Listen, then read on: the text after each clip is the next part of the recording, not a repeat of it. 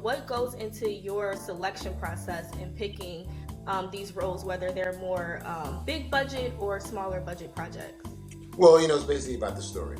I consider myself a storyteller. So first I look at the story, and then I look at what part I play telling that story.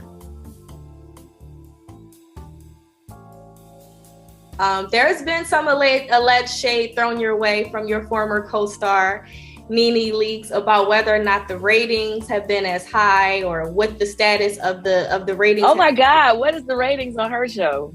I don't want this to become a big shade throwing contest between she and I, because just like she can throw shade at me, I can throw shade at her.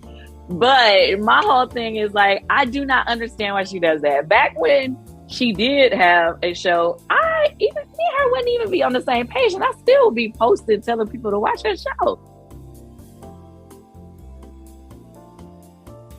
What's been the difference in you playing a character like Knuckles in an animated role versus traditional films? Is it easier? Is it harder? Did you feel like, was it more fun and more creative for you to like really get down and dirty in this because you had to really step outside of this and use your imagination?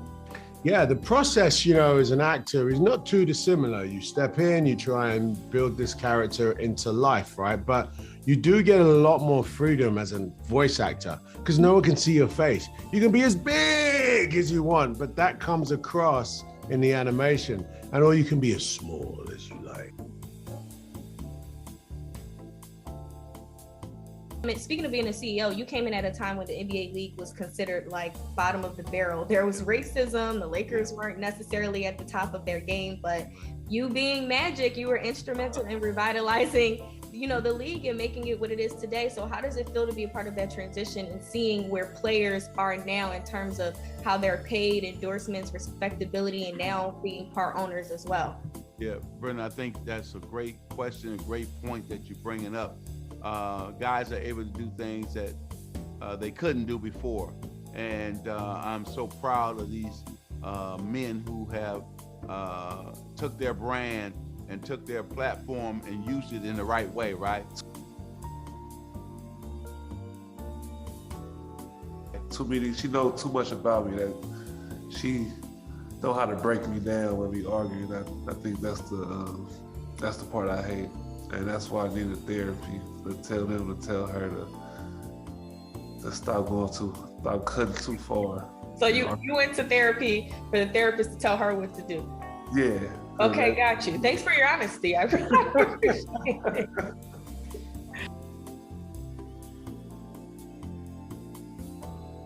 So this is your biggest foray into action, and why did you decide that The Gray Man was a project that you wanted to really take you there this far in your career? I've always wanted to make a big action movie. They were my first love, what made me fall in love with movies. So I've always wanted to do one, but it's, as you know, there's a lot of good ones, and finding the right one took a while. So why was this the perfect vehicle for a post-Insecure Issa? We know you love to rap in the mirror, but... Yes. As someone who loves to rap in the mirror, like I'm also a big rap fan, a female rap fan.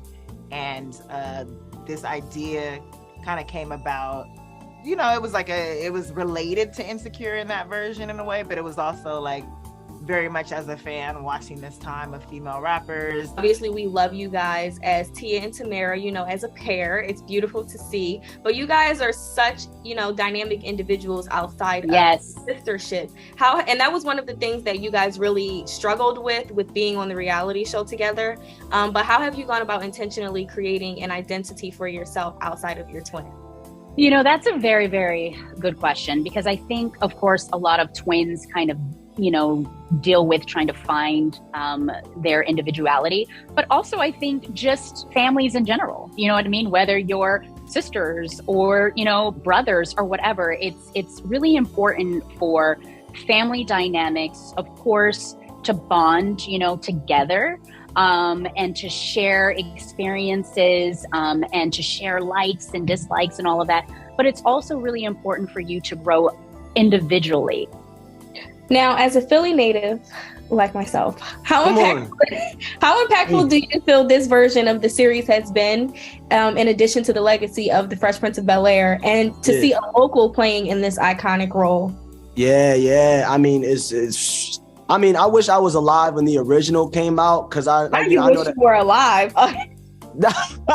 No, for real, because like I heard, like, yeah, people used to tune in every Sunday after football or whatever, like, you know what I mean, like it was really an event. There was a reported Cam and Mitch spinoff. Was there any truth to that? And if so, what stalled that project, and would you be open to it at this point, 3 years removed since the show has been off the air?